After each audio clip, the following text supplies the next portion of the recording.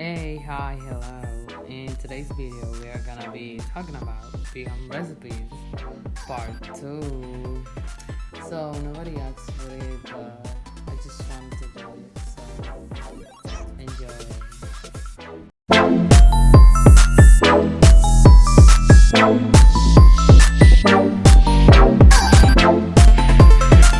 So, this girl is gonna make a vegan red pepper pasta.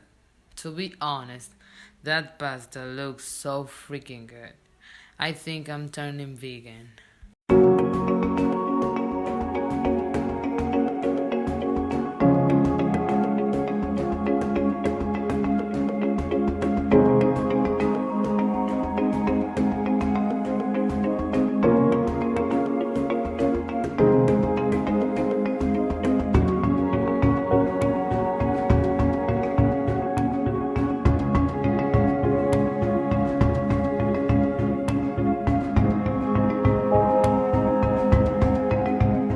The coming girl is gonna make the famous vegan chicken, but with other ingredients and a little bit more difficult. Okay, I'm finally sharing my shreddable vegan chicken with you. It's definitely more than 2 ingredients, but I think you're gonna find it's totally worth the effort. First, we're gonna start with the liquid portion of our dough. Tofu and chickpeas are gonna kind of give it more of like a bite and chew than just wheat gluten alone.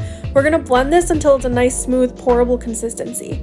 Next, we're gonna add our dry ingredients and the olive oil that we forgot about, and you can mix this with the wooden spoon or with your mixer until it looks like this, and then you can knead it with your mixer or by hand until it looks like this. Let it rest for about 30 minutes and then cut it into more manageable pieces. And then here's my secret. You are going to stretch this out and roll it like the tightest cinnamon rolls you have ever rolled in your life. This technique is going to give us those shreddy layers that we're looking for.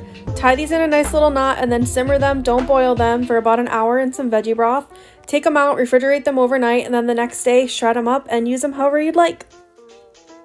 The coming one is a vegan burger. And for me, it's pretty interesting to see because I have never seen something like that. You know how sometimes you're in the mood for a fried chicken sandwich? Just make the fried chicken sandwich.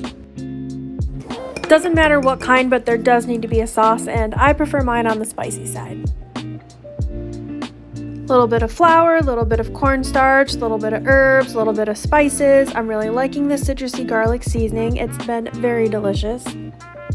Oat milk and ACV to make vegan buttermilk. If you haven't caught on by now, this sandwich is going to be vegan. I mushed a couple of these scallopini patties together. It turned out really good. Drizzle a little milk into the flour mixture to get some crispy bits, and we always double dredge in this house. It's okay if you don't, but I do. Fry the chicken and toast the buns that you made specifically for this sandwich. Put it all together however you want and take a moment to appreciate the absolute masterpiece that you're about to eat. This recipe looks like the famous Korean chicken that is going all over social media.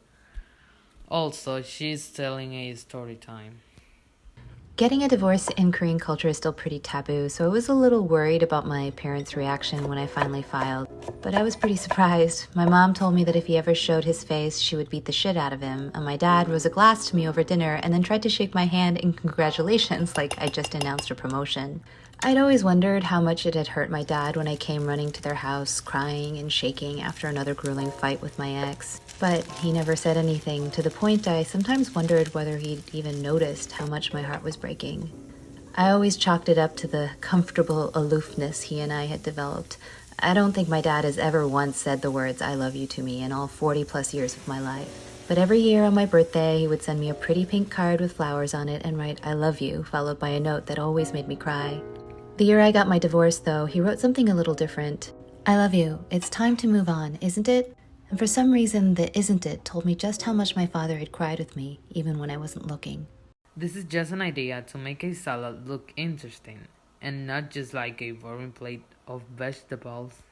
Have you ever thought about the fact that instead of sticking all of your veggies in a big bowl and sitting there and chewing them forever, you could add them to a food processor instead? You could add some nuts, some garlic, a little bit of lemon juice, and then process it all up and eat it with a big bowl of pasta. Yep, this might be my favorite type of salad. This girl is gonna teach us how to turn our spaghetti purple but with a vegan taste. Today I'm going to show you how to make your pasta change colors. You'll need a half a head of cabbage. Cut it up and then add it to a pot of water. Once your cabbage is done, take it out of the water and put it in an ice bath. The water should be this dark purple. Salt the water and use it to cook your pasta. And now we make sauce with a little plant butter, some garlic, and lemon juice. And now we can add our pasta and watch it change color. Oh my god, this is amazing! Time to master chef this. Add your pasta, some slaw, tempeh for protein, and some avocado.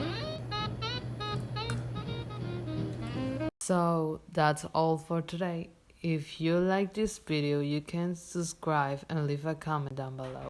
Bye.